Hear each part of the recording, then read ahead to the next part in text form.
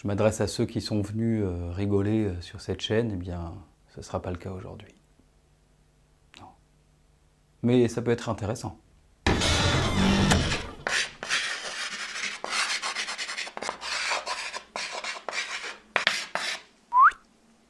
Autour de 1877, le jeune Ludwig Leiser Zamenhof constate avec sensibilité les difficultés de communication des habitants de sa ville natale, Białystok, ville cosmopolite où cohabitent des locuteurs russes, yiddish, polonais et allemands. Rien que ça. 10 ans plus tard, il publie son ouvrage intitulé Langue internationale. Ce projet lui a valu d'être nommé une douzaine de fois au prix Nobel de la paix et se nomme Espéranto.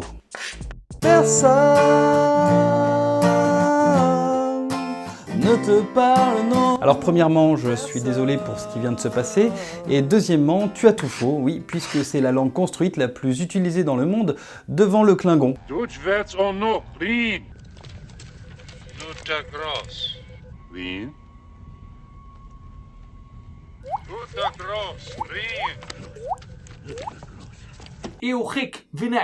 I want blood wine. Quant aux estimations d'espérantistes, elles vont de 50 000 par Zamenhof lui-même seulement 8 ans après sa première publication, à 20 millions. Oui. 20 millions. Forcément, entre ceux qui ont fait 2-3 exos sur Duolingo et ceux qui parlent couramment, bon, le nombre peut varier sensiblement. Ce qui est sûr, c'est que l'on trouve des espérantophones dans au moins 120 pays. Ouais, vas-y, laisse tomber, l'anglais c'est plus facile. Ah ok, j'ai compris. D'accord, merci. Alors, déjà l'anglais, c'est pas aussi facile qu'on le croit. Il faut notamment 1200 heures pour avoir un bon niveau, contre 150 heures pour l'espéranto. Ce qui fait d'elle la langue la plus facile à apprendre au monde, juste derrière le Pokémon.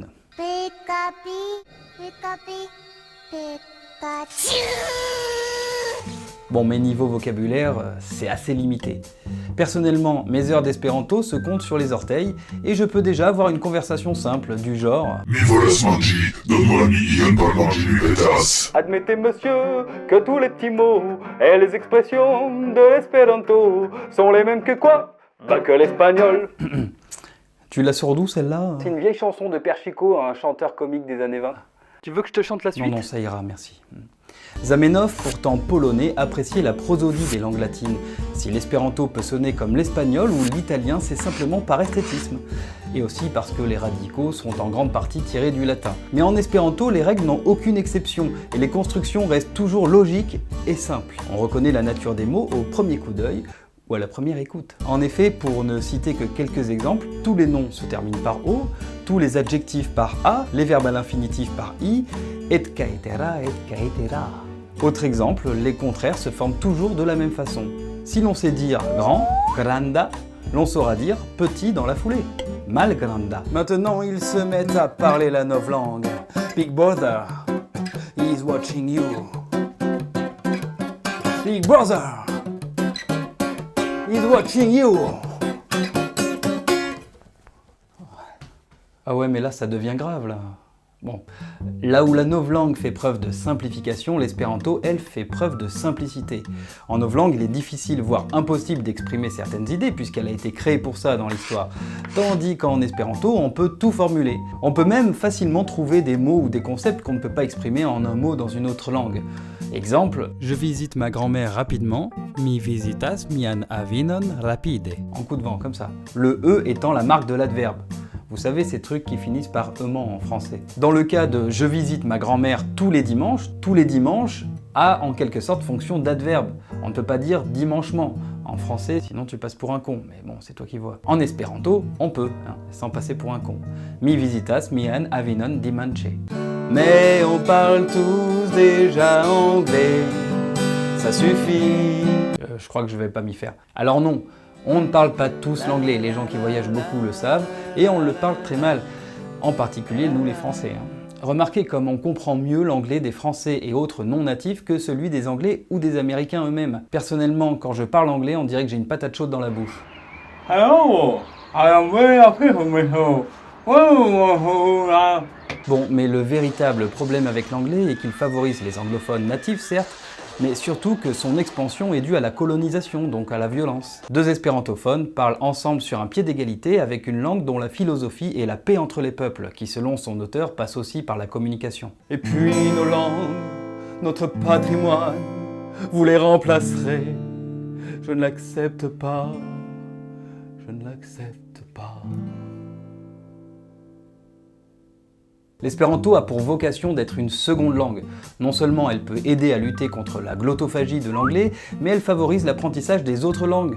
D'abord par sa logique de construction, qui peut donner une base propre et neutre pour l'apprentissage d'une autre langue, mais aussi par la culture qui en découle. Et oui, quand un monsieur italien fait l'amour à une madame russe après s'être rencontré grâce à l'espéranto, il y a toutes les chances qu'il donne naissance à un enfant parlant russe, italien et espéranto. Pas mal pour commencer une vie. Ça va coûter combien tout ça? Moi je paye assez d'impôts comme ça. En 2004, à la demande du Haut Conseil de l'Éducation, l'économiste François Grain réalise un rapport qui montre que l'adoption de l'espéranto par l'Union européenne comme seconde langue engendrerait 25 milliards d'euros d'économies par an pour l'Union européenne, dont plus de 5 milliards pour la France. Du fait de sa rapidité d'apprentissage, chaque pays pourrait diminuer son budget d'enseignement par 2. Donc non, ça ne nous coûterait pas plus cher d'adopter la langue internationale en Europe, bien au contraire. Mais vous n'aurez pas ma liberté de dépenser.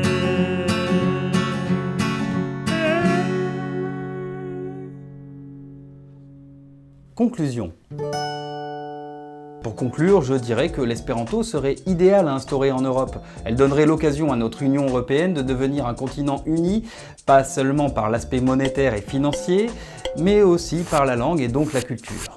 Ensemble, plus fort, plus loin. Toujours plus loin, plus fort, plus vite, jusqu'au bout de l'extrême limite.